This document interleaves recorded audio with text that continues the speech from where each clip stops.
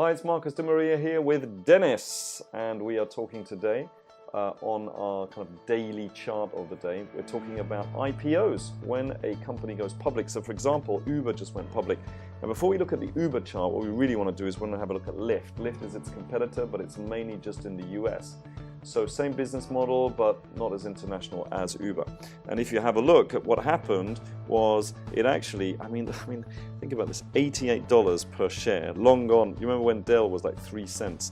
This is like $88, and it's gone all the way down to $48. Can you just measure just roughly what that fall is, just roughly?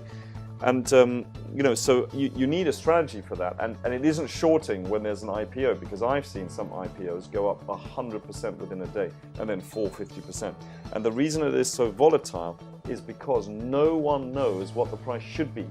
So the buyers are thinking, should it be? It should be a bit higher. The sellers are thinking it shouldn't be, and until it stabilizes, which we saw here, and that should have given us an indication really on what the price should be. Now, you could say, Dennis, that this is roughly what the price should be, and then what happened? Well, then it continued to fall down. And that's because the market pulled it down. So that's got nothing to do with Lyft itself. So we could assume that this is actually, they came to a consensus, right, of what it should be. So maybe the price should be between 56 and 60. And if that's the case, you are now several percent lower than that. So now might be a good time to get in, Dennis. Absolutely, might be, but we so we need to see the market stabilize, and it could be like you're saying. Right. But so important would be to, of course, use a strategy to get in these kind of stocks when it's so new. So it's not something I would put all my money into. I would absolutely allocate a smaller part of it. Well, I would say a micro part of it, just because this is a company that people don't really know about. I mean, have you used Lyft?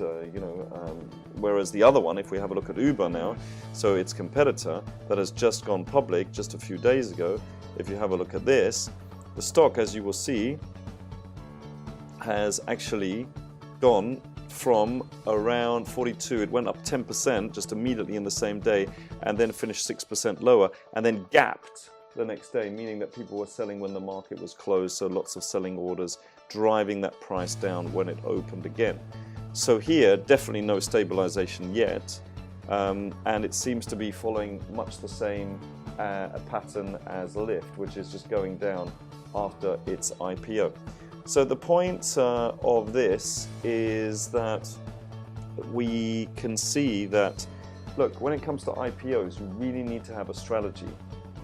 Either a short-term or a medium-term strategy with rules, when to get in, when to get out, where to invest, how much money to invest. Well, where to invest would be the IPO, but what is the price? So very risky, I would say, to get into IPOs, but if you mastered it, if you spent the next 3 months just back testing and a strategy to see whether it works and then refining it, you can make a lot of money in IPOs. We have some traders in there that make 32%, 36% in just one day, on things like Dropbox, on things like, what's that, Snapchat, etc.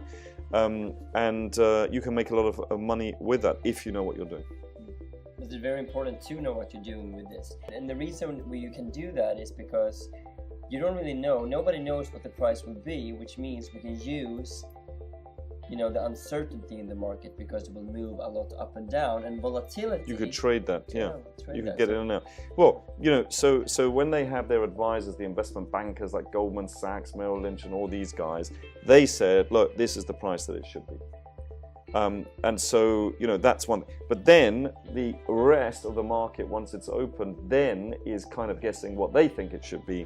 And right now, the perception of the market is that it should be at around 37 and not at around 42. So, quite a way lower than that, more than 10% lower.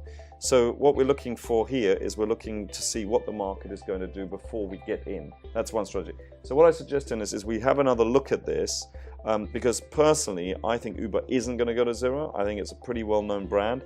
I would start, especially when it breaks down a little bit more, having very small positions and start feathering in as it goes down, and then seeing a big surge up, which is exactly what Facebook did. If you have a look at Facebook, when it actually went public, people were incredibly disappointed, because all it did right from the beginning of its IPO is go down. And what do you think people do when it goes down? So this is going to be, you know, this is going to be quite a few. Yeah, exactly. So it went down. Now you can't see this here so well, but it actually went from around the 40 mark, okay, $40, or just above $40, 42. It went down, down, down, down, down, a massive 57%. People were sick. They were selling, selling, selling, disgusted with it, which of course, now in retrospect, we know is the absolute best opportunity to buy. So the actual strategy that I just talked about, why feathering in, as long as you've done your research on the company, you know, do you use Uber? Do you like it? Do you think it's best of breed? Do you think it's not going to go to zero? Would be to start feathering so that when it does actually do this. I mean, I didn't get into Facebook because I just didn't understand the business model. It wasn't until 2 years ago that I actually started investing in Facebook, because I started understanding the business model, because I didn't think it was making any money until it started doing its advertising and things like that in the way that you can on Google as well. So any more comments on that?